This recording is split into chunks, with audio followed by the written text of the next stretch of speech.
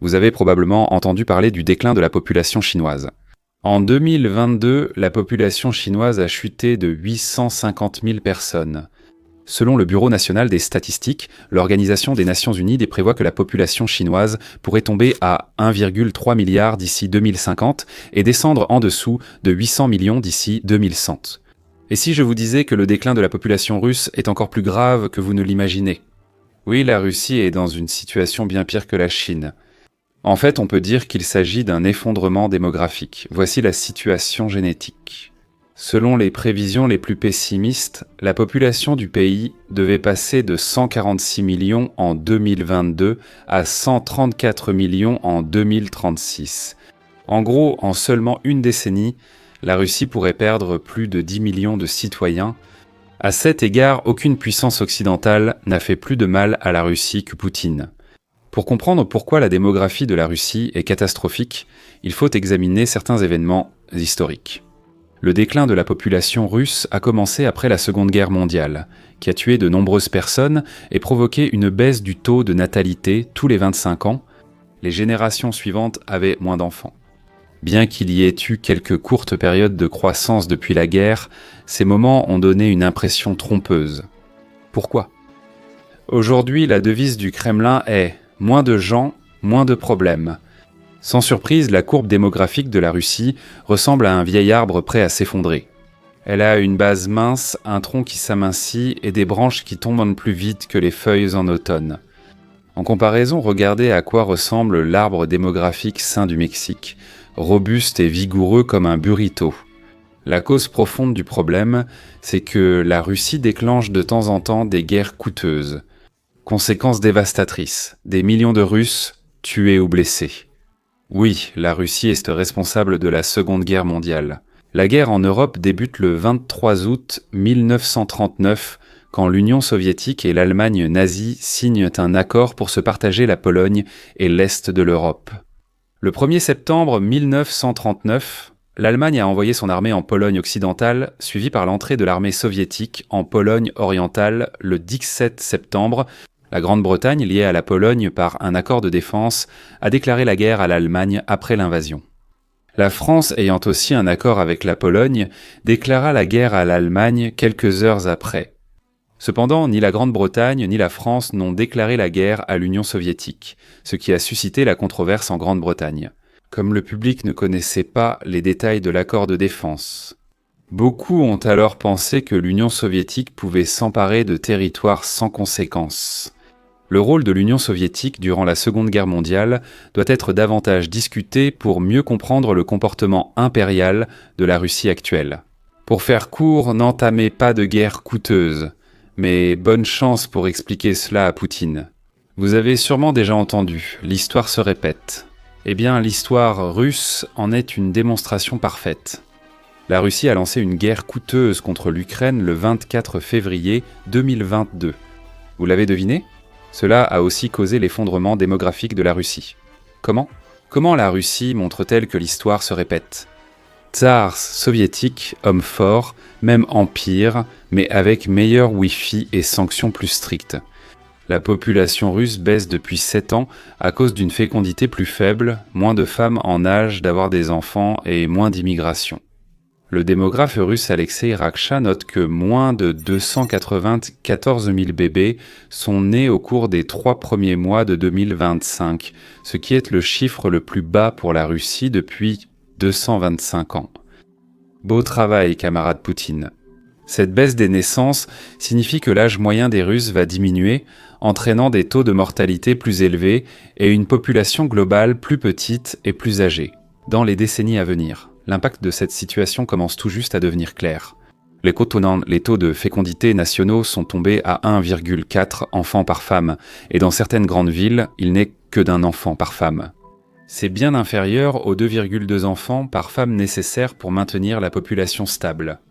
Les faibles taux de natalité actuels signifient qu'il y aura moins de femmes capables d'avoir des enfants dans les années 2040, ce qui entraînera moins de naissances au cours de cette décennie.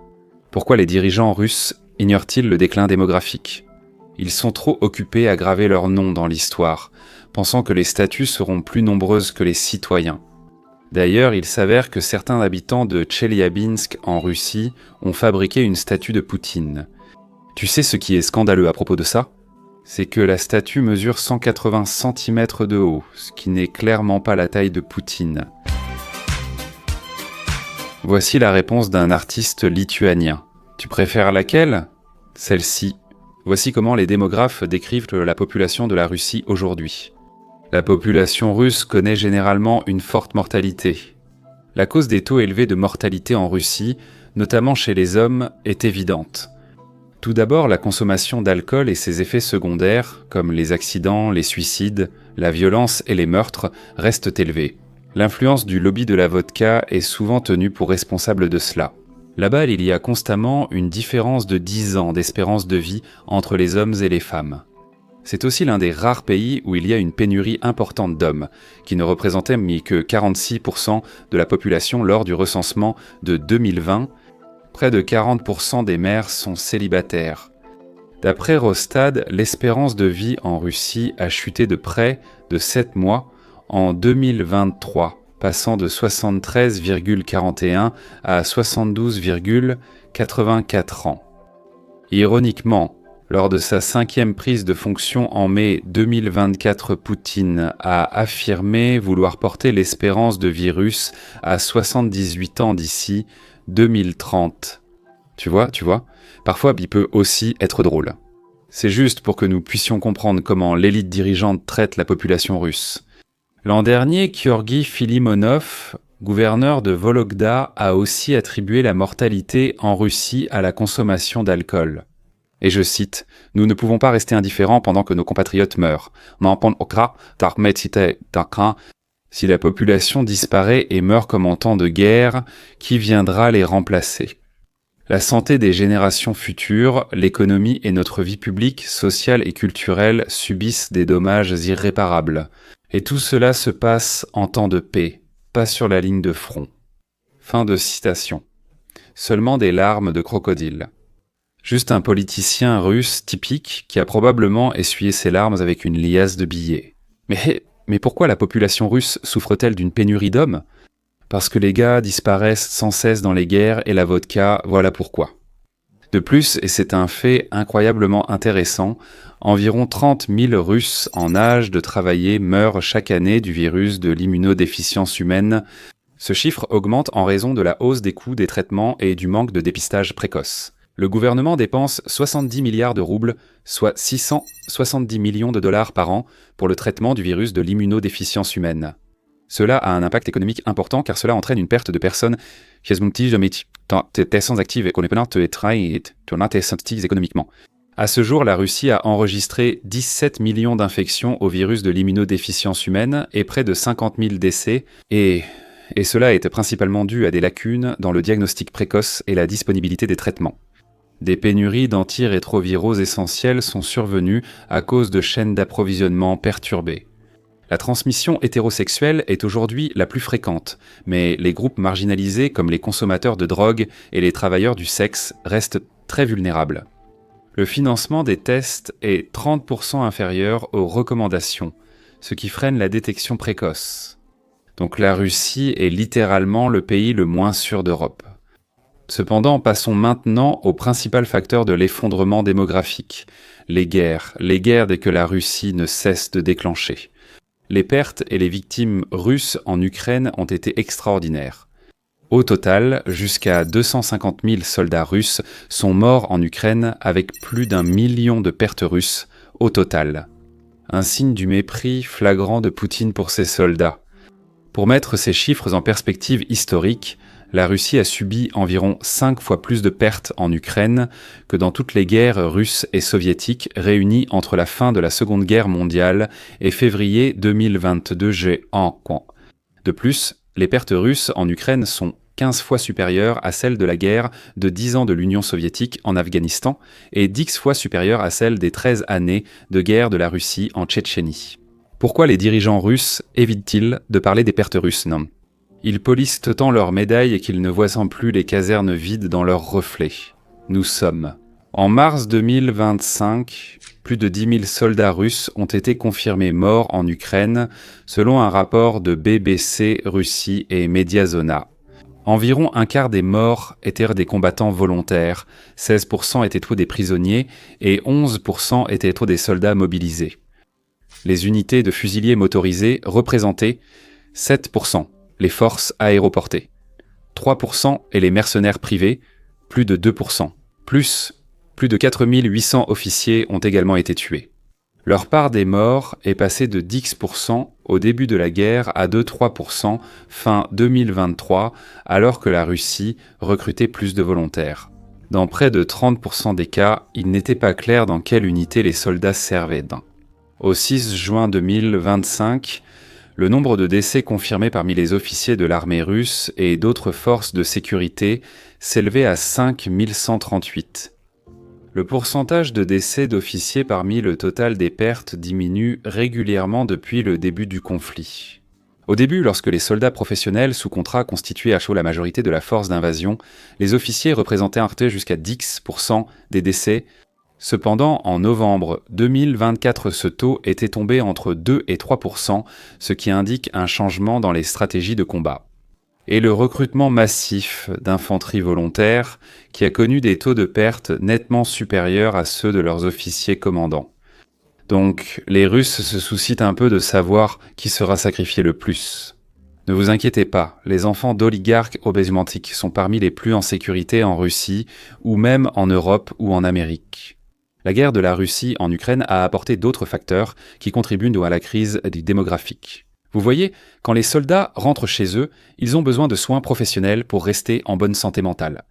Et comme nous le savons, la Russie pense que la santé mentale est un mythe. Ainsi, des dizaines de milliers de soldats russes qui rentrent dans leur ville natale ont littéralement contribué au déclin démographique du pays. Le taux d'homicide en Russie a été enregistré à 32 homicides pour 10 000 personnes en 2023. Ce chiffre, cependant, a constamment diminué depuis 2002 où l'on comptait 307 meurtres pour 10 000 habitants. Au cours de la période observée, le taux le plus élevé a été enregistré en 1994 avec 326 homicides pour 10 000 individus. Bien que le taux de criminalité globale en Russie soit en baisse, on observe une augmentation des infractions graves. Alors que la majorité des actes criminels dans le pays sont mineurs, la proportion de crimes graves a dépassé 7% rien qu'en 2023, mais ce n'est pas tout. Parce que la guerre de Poutine en Ukraine a eu des effets indirects graves sur la population russe. Le projet Outrush, coécrit par Emile Kamalov, analyse les opinions politiques, la mobilité et les projets des Russes ayant émigré après l'invasion de l'Ukraine par la Russie. Contrairement à l'idée reçue, la plupart des immigrés, surtout les professionnels qualifiés, ne rentrent pas en Russie. Au lieu de cela, ils restent à l'étranger ou déménagent dans un autre pays. Entre 2023 et 2024, 8% étaient revenus et 21% s'étaient installés dans un troisième pays.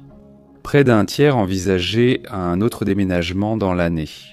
Pour beaucoup, le retour n'est pas lié à la fin de la guerre, mais à l'espoir d'une réforme politique majeure en Russie. Beaucoup sont partis non seulement pour échapper à la guerre, mais aussi comme acte de protestation politique. Leur refus de revenir montre une désillusion persistante envers le système politique russe actuel. Une étude de The Bell révèle qu'en 2024, le départ de Russes depuis février 2022 est le plus important exode en 30 ans. Au moins 650 000 personnes qui sont parties après l'invasion de l'Ukraine vivent encore à l'étranger. Leur départ crée des défis politiques et économiques pour le Kremlin et leur absence accentue la pression sur le marché du travail dans leur pays d'origine. Pourquoi les Russes ayant fui la guerre de Vladimir Poutine en Ukraine subissent-ils une pression politique ? Ils ont fui la conscription, mais se retrouvent coincés entre de nouvelles frontières et l'ancien Kremlin. Grutches.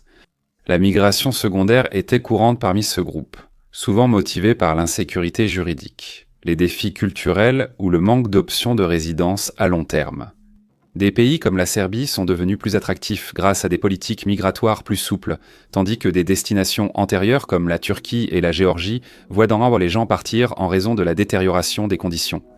À l'inverse, les immigrés en Allemagne, Espagne et États-Unis restent souvent durablement. L'engagement politique parmi les immigrés russes reste élevé, bien qu'il ait légèrement diminué de 92% à 85% en raison de la fatigue et du scepticisme. Pourtant, 41% ont voté aux élections russes de 2024 depuis l'étranger, preuve d'un engagement persistant.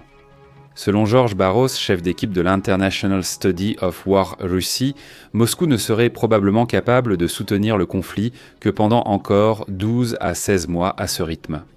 On estime que 30 000 à 45 000 soldats russes sont tués ou blessés chaque mois en Ukraine depuis le début de l'invasion en 2022. De plus, il est inquiétant que de nombreux Russes instruits aient quitté la Russie. Ceux qui auraient pu construire un pays normal ne sont plus là. Et l'Occident n'a presque plus d'alliés pour établir des relations sensées. Le principal problème économique actuel de la Russie n'est pas les sanctions ou la perte de contrats énergétiques, mais la fuite de ses esprits les plus brillants et compétents. De nombreux Russes instruits et talentueux ont quitté le pays depuis l'invasion de la Russie. Près d'1 million ont fui la première année, majoritairement jeunes et instruits. Une étude de l'Institut français des relations internationales révèle que 86% avaient un moins de 45 ans et 81% un diplôme universitaire. Nombreux parmi ceux qui partent font partie des milieux aisés russes et ne sont pas partis les mains vides. En 2022, les Russes ont déplacé près de 42 milliards de dollars d'économies hors de Russie. En résumé, la Russie fait face à une importante fuite des cerveaux, perdant non seulement sa main-d'œuvre, mais aussi l'argent et les compétences qui stimulent face à l'innovation et la croissance à long terme. Vladimir Poutine se porte bien, alors que la Russie perd ses meilleurs esprits. Il y a moins de monde pour corriger ces leçons d'histoire. Au final, il est clair que la population russe est au bord de l'effondrement. Sans aucune guerre, le pire scénario montre que le pays perdra des millions d'habitants dans la décennie à venir. Plutôt que de régler ce problème, Poutine envoie des dizaines de milliers de Russes mourir pour une terre étrangère autrefois contrôlée par la Russie. Merci d'être là et d'avoir regardé, mes amis. Si vous avez aimé la vidéo, abonnez-vous et devenez membre sur Buy Me a Coffee via les liens en description. Prochaine vidéo, mes amis Slavo, Krini et au revoir.